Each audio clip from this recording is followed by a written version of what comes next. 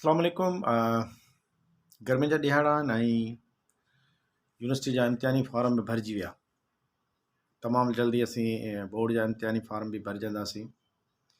ऐं जॾहिं बि असां वटि इम्तिहान जो दौरु हलंदो आहे, हिकिड़ी शइ ज़हन में सिविल सोसाइटी जे अंदरि, मीडिया जे अंदरि, प्रिंट मीडिया, इलेक्ट्रॉनिक मीडिया में हरकत कंदी आहे, उहा हूंदी आहे कॉपी कल्चर। कॉपी कल्चर बज़ाहिर त कंहिंखे बि पसंदि न आहे, न इदारनि खे पसंदि आहे, न इंतिज़ामिया खे पसंदि आहे, न उन्हनि सभिनी विजिलेंस कमेटियुनि खे पसंदि आहे जेके इहे सभु शयूं रोकणु चाहिनि थियूं। पर बदकिस्मती सां सिंध जे अंदरि जेको कॉपी आहे उहा पंहिंजे उरूज ते हले थी। ईअं बिल्कुलु बि न चइजे त को सिंध जा तइलीमी इदारा बंदि आहिनि या उते तइलीम जो जेको सिरिश्तो आहे उहो नथो हले। सिंध जा सभु तइलीमी इदारा जेके प्राइमरी खां वेंदे कॉलेज सतह ताईं आहिनि उहे बिल्कुलु एक्टिव आहिनि ऐं कमु कनि पिया। हा, अलबत्ता उन जी क्वालिटी जेकी हुअणु खपे उहा एतिरी बहितर न आहे। उनजा खोड़ सारा पैरामीटर्स आहिनि जिन ते अलॻि सां हिकिड़ी वीडियो ठाहिण जी गुंजाइश मौजूदु आहे ऐं जॾहिं आउं ठाहींदुसि। पर जीअं त इम्तिहाननि जा ॾिहाड़ा आहिनि ऐं सॼो साल असां वटि क्लास हलनि था,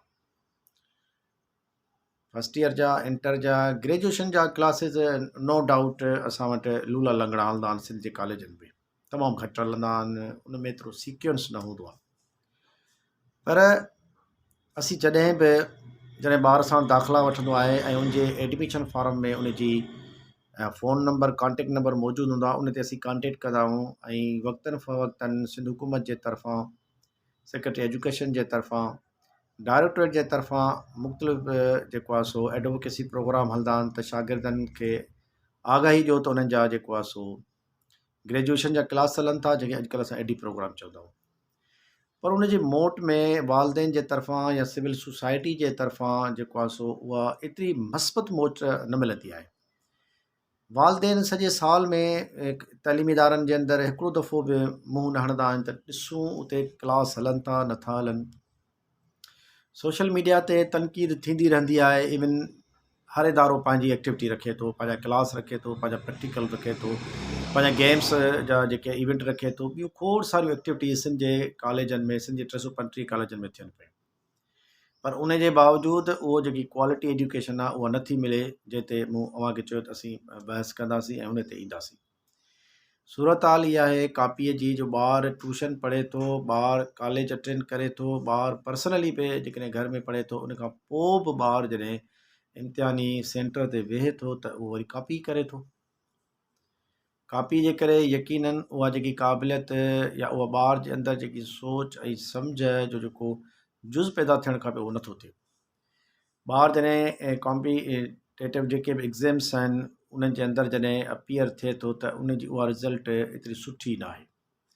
सिंध जे अंदरि जेकी अॼुकल्ह जेको रेशो आहे एजुकेशन जो, उहो एॾो सुठो ऐं प्रॉपर न आहे। उनजा घणा सबब आहिनि। पर जेके शागिर्द असांजे क्लासनि जे अंदरि, सिस्टम जे अंदरि मौजूदु आहिनि, उन्हनि जे अंदरि बि उहा संजीदगी नथो ॾिसां।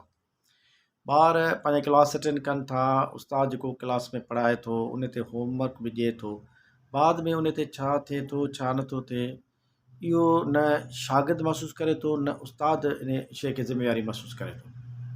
त यकीनन सिंध ऐं पाकिस्तान जे अंदरि जेका तइलीम थी सघे थो ॿियनि सूबनि में असां खां बहितर एजुकेशन हुजे, मे बी पंजाब जी एजुकेशन अञा बहितर हुजे, मे बी ॿिया जेके सूबा आहिनि उन जी बहितर हुजे, पर सिंध जी बिलख़ुसूस जेकी कॉलेज सतह ताईं एजुकेशन आहे, 9 खां 12 ताईं, उहा एतिरी सुठी न आहे। ॿार जेको असां वटि कॉलेज में अचे थो, सूरत हाल इहा आहे त असीं जॾहिं उन्हनि खां इम्तिहान वठूं था, मुख़्तलिफ़ MCQ टाइप वठूं था या उन खां पुछूं था, त उहे सभु शयूं जेको पहिरें क्लास खां 10 क्लास ताईं ॿारु पढ़ी आयो आहे, उन में उनजो जेको मुतालो आहे उहो तसली बख़्श न आहे, उनजो हाफ़िज़ो तसली बख़्श न आहे। त अहिड़ियूं खोड़ सारियूं शयूं आहिनि, अवामिल आहिनि, जंहिंजे करे ॿारु मजबूरन कॉपी ॾे भॼे थो, छो त ॿारु पाण बि जेको आहे सो पढ़ाई लाइ तयारु न आहे। ॿार खे ख़बर आहे, जेकॾहिं उहो अमीर जो ॿारु आहे उनखे ख़बर आहे त मूंखे पैसनि ते ग्रेड मिली वेंदो, अमीर जो ॿारु आहे उन लाइ ॿियूं खोड़ सारियूं गुंजाइश आहिनि, प्री मेडिकल, प्री इंजीनियरिंग में सेल्फ जूं सीटूं क्रिएट थियल आहिनि, उन ते ॿारु हलियो थो वञे।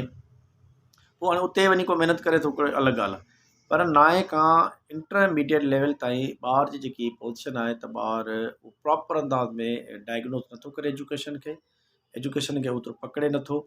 जेकॾहिं को ॿारु ज़हीन निकिरे बि थो त उन में असांजे इदारनि जो एॾो अमल दख़ल न आहे। उहो ॿार जी पंहिंजी हिकिड़ी क़ाबिलियत हूंदी आहे ऐं उहा तमामु तमामु तमामु रेयर आहे। तमामु घटि ॿार आहिनि असांजे तइलीमी सिस्टम जे अंदरि पब्लिक या प्राइवेट सेक्टर ते जेको पाण खे कापी खां रोके। चलो पब्लिक सेक्टर में कापी इन करे थींदी आहे जो चवनि था त साईं क्लास नथा हलनि, इदारा सही नथा हलनि। प्राइवेट सेक्टर त असांजो मुकमल हले थो। उते त जेको आहे सो 7:30 बजे खां या 8 बजे खां 1-1:30 बजे ताईं क्लास हलनि था, प्रैक्टिकल हलनि था, रोज़ उते एक्टिविटीज़ आहिनि प्राइवेट इदारनि जे अंदरि। पर उन जो ॿार बि जॾहिं सरकारी इदारनि जे अंदरि अची इम्तिहान ॾिए थो त उते बि कापी थिए थी। को हिकु अधु अहिड़ो इदारो थी सघे थो जंहिंजे अंदरि सख़्ती बि हुजे ऐं उन जो ॿारु कापी न पुकंदो हुजे, पर मां सवाइ उन चंद इदारनि जे सिंध जे अंदरि जेको कापी आहे उहा तमामु रूज़ ते आहे। ऐं इन में न रुॻो उस्तादनि जो किरदारु जेको आहे सो ॾोहारी सम्झो वञे, या इंतिज़ामिया जो किरदारु ॾोहारी सम्झो वञे, या बोर्ड जे तरफ़ां जेको गैर शफ़ाफ़ियत वारो अमल आहे उन खे जेको आहे सो असीं ॾोहारी सम्झूं। पर मां सम्झां थो त असीं सभु इन सभिनी शयुनि जा ज़िम्मेवार आहियूं, नो डाउट। पर वॾे में वॾो किरदारु असां वटि शागिर्द जो आहे। जेकॾहिं शागिर्द पाण इंट्रस्ट नथो वठे, जेकॾहिं शागिर्द पाण पंहिंजी पढ़ाई में सिंसियर न आहे, ऐं पोइ वालदेन जेकॾहिं उहो नथो ॾिसे त मुंहिंजो पुटु इदारे में वियो न वियो, मुंहिंजो पुटु ट्यूशन ते वियो, इहो हुनखे ॻणती वॾी हूंदी। मुंहिंजो पुटु ट्यूशन ते वञे थो, पैसा भरे थो, उते वञे थो, उतां जो आउटपुट छा आहे, उतां जे टीचर सां उहो मिले थो, प्रोफेसर सां मिले थो। पर जॾहिं कॉलेज या हेठि जेको आहे सो 9-10 जो जेको हाई स्कूल आहे या सेकेंडरी स्कूल आहे, उते वालदेन जी जेको आहे सो उहा टेंडेंसी कान्हे का, उहो अचण वञण वारी जेको आहे सो जेकी प्रैक्टिस आहे न हुजण जे बराबरि आहे। त यकीनन आउं सम्झां थो त हीउ वक़्तु आहे त सिंध जा जेके नौजवान आहिनि, शागिर्द तबिको आहे, उहो पाण स्टैंड वठे, पंहिंजे तइलीमी इदारनि जे अंदरि पाण मूव करे। अगरि हुननि जा क्लास नथा हलनि प्रॉपर अंदाज़ में, उन जा प्रैक्टिकल नथा हलनि, हुन जूं एक्टिविटीज़ प्रॉपर अंदाज़ में नथियूं हलनि, त हू पाण जेको आहे सो एक्टिव थिए ऐं पाण जेको आहे सो पंहिंजे उस्तादनि खां अदब एतिराम जे दायरे में रही करे पुछे, पंहिंजे प्रिंसिपल खां, पंहिंजे हेडमास्टर खां, साईं असांजा हीअ क्लास नथा हलनि प्रॉपर तरीक़े सां, या हीअ सभु शयूं असांखे नथियूं थियनि। एजुकेशन ॿार जो बुनियादी हक़ आहे। आइन जे आर्टिकल 25A तहत एजुकेशन ॿार जो बुनियादी हक़ आहे ऐं हुकूमत पाकिस्तान पाबंद आहे पंहिंजे ॿार खे तइलीम ॾियण जे लाइ। यकीनन इंटर ताईं एजुकेशन फ्री आहे, नो डाउट। उन में बुक्स बि फ्री आहिनि, खोड़ सारियूं सहूलियतूं आहिनि। पर पोइ बि ॿार जो जेको रेशो असां वटि जेको तइलीमी इदारनि जे अंदरि मौजूदु हुअणु खपे, उहो न आहे टोटल इनरोलमेंट जो।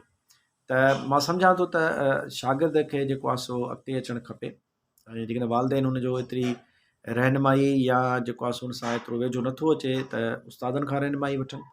जे न त कम से कम समाज जे अंदरि अहिड़ा खोड़ सारा एलिमेंट पैरामीटर्स आहिनि जेके चाहिनि था त तइलीमी इदारा हलनि, त उन्हनि सां टच में रहनि।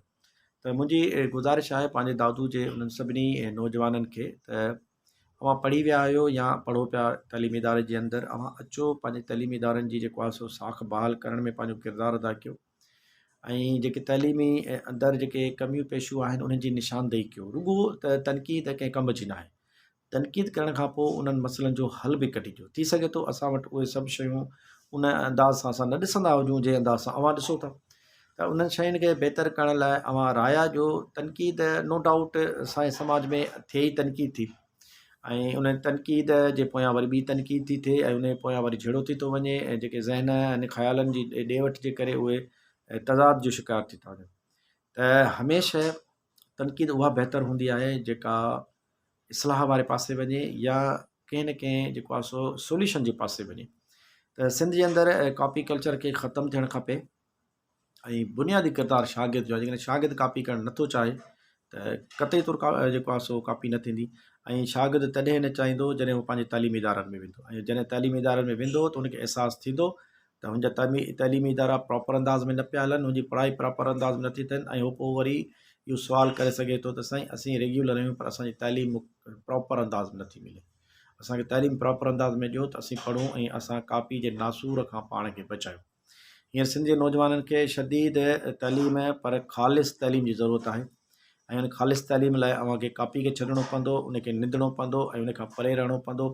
ऐं वालदेन खे बि इहा शइ नोट करणी पवंदी त हू पंहिंजे ॿारनि जी जेकी फेवर आहे बोर्ड जे हवाले सां या उहो जेको इलीगल अनफेयर मीन्स यूज़ कनि था ॿारनि खे प्रमोट करण लाइ, उहा न थियणु खपे। खोड़ सारियूं ॻाल्हियूं आहिनि। इहा पहिरीं क़िस्त आहे अव्हां सां कचहरी जी, ऐं ॿी क़िस्त वरी अव्हां सां कंदासीं। इम्तिहाननि जी तयारी कयो, कोशिशि कयो त कॉपी कल्चर खां पाण खे परे रखूं, मेरिट ते हर शइ करण जी कोशिशि कयो, क़ाबिल थियो। जेसिताईं अवी क़ाबिल न थींदो, इन सोसाइटी जे अंदरि, समाज जे अंदरि पंहिंजो उहा जॻह न ठाहे सघंदो। There is always space, try for that. Pakistan ज़िंदाबाद।